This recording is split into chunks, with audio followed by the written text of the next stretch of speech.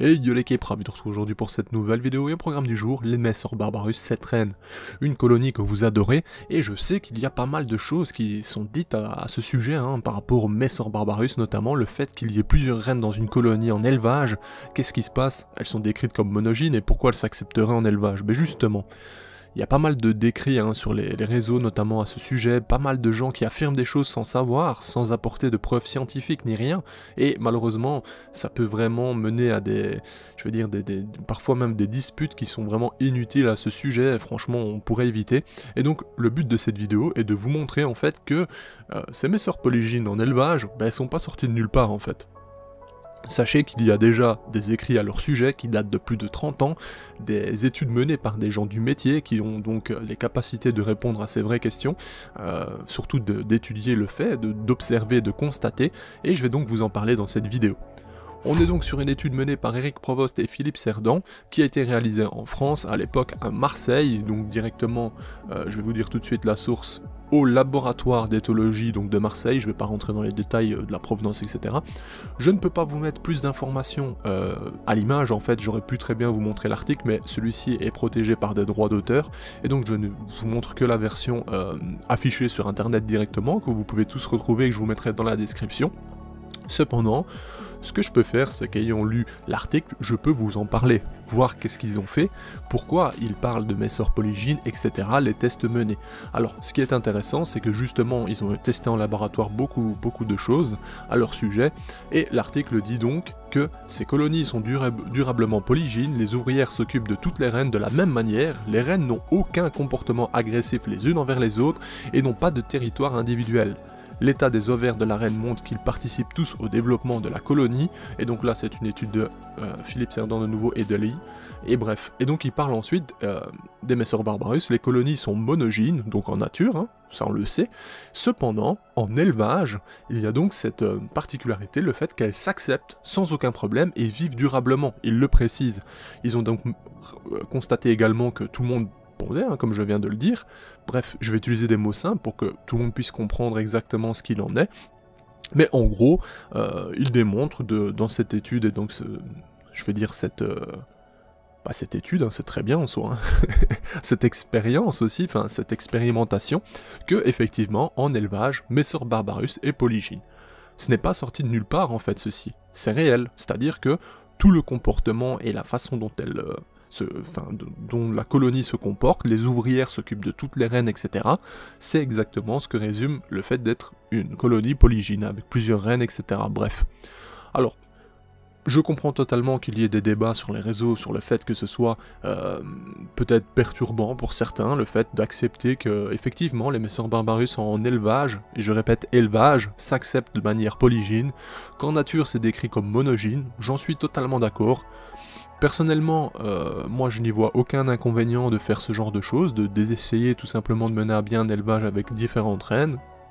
Il est bien sûr important de rester conscient du fait que lorsque vous avez une colonie chez vous, qu'il n'y a plus aucune condition, que ce n'est pas une colonie qui est de nature ou quoi que ce soit, que vous avez bien fait fonder chez vous, etc., en aucun cas vous allez la réintroduire en nature, c'est-à-dire que là où, peu importe l'endroit où vous vous dites je vais la remettre dedans, c'est une mauvaise idée, il ne faut jamais faire ça. En fait, il y a des écosystèmes déjà il y a un écosystème mis en place, peu importe l'endroit où vous allez, avec des colonies installées, des insectes de tout type, bref, donc voilà.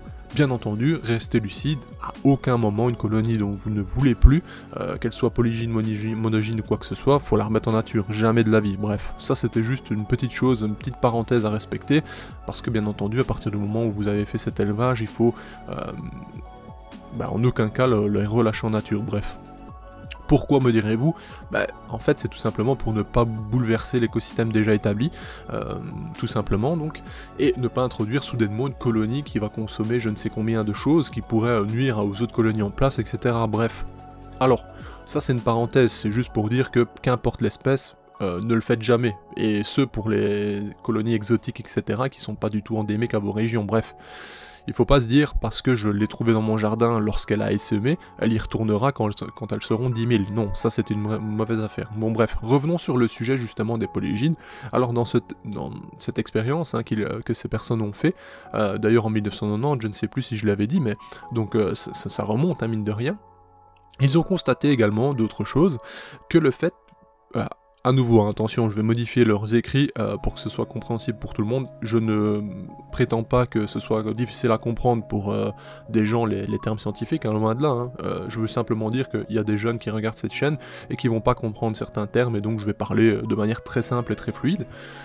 Ils ont donc essayé le fait que, avec des ouvrières externes à la colonie, l'introduction de celle-ci dans une colonie monogyne et dans une colonie polygyne, ils voulaient constater un peu les réactions de chacune, voir comment ça se passait, est-ce qu'il y avait de l'agressivité immédiatement, est-ce qu'elles s'acceptaient, est-ce qu'elles allaient se tolérer, et donc ils ont fait le test sur plusieurs colonies monogynes, sur plusieurs colonies polygynes, dans une aire de chasse en commun, bref.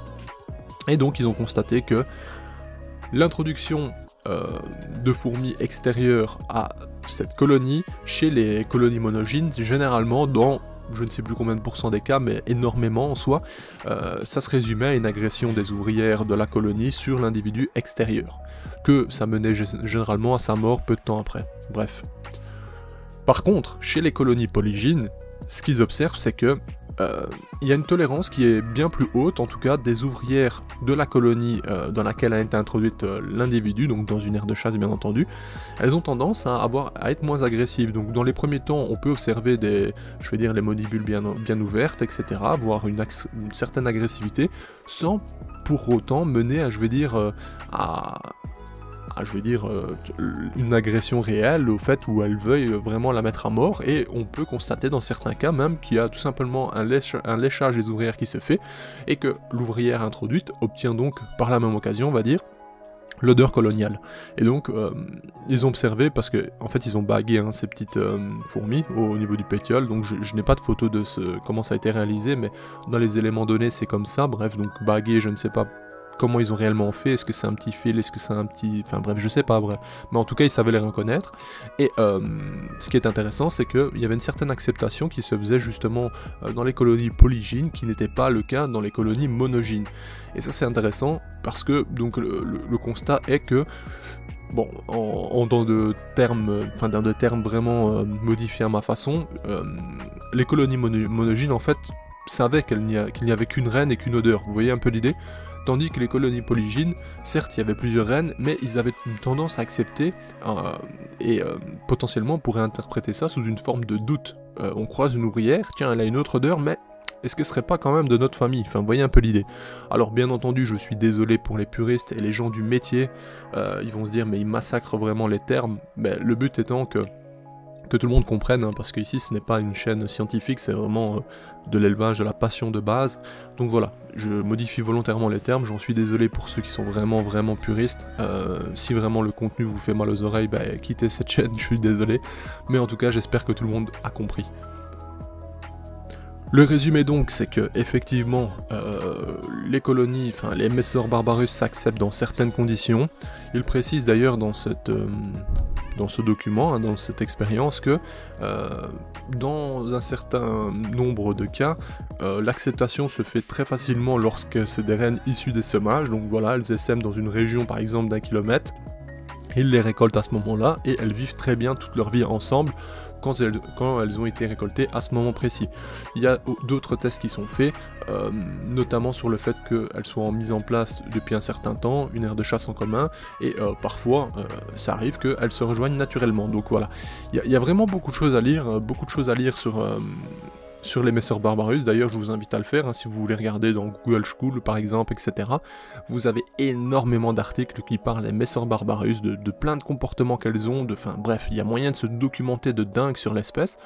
Et moi je tenais juste au travers de cette vidéo à vous parler de justement cette expérience qui avait été menée par Eric Provost et Philippe Cerdan il y a maintenant de nombreuses années, en 1990, et je tenais à mettre au clair justement ce sujet vis-à-vis des Messor monogynes monogyne ou polygyne. Donc pour résumer, effectivement nature à l'heure actuelle c'est encore décrit comme monogyne et c'est le cas de ce qu'on peut constater, lire, voir et tout simplement comprendre des articles émis par de nombreux entomologistes ou scientifiques ou bref peu importe le nom que vous leur donnerez.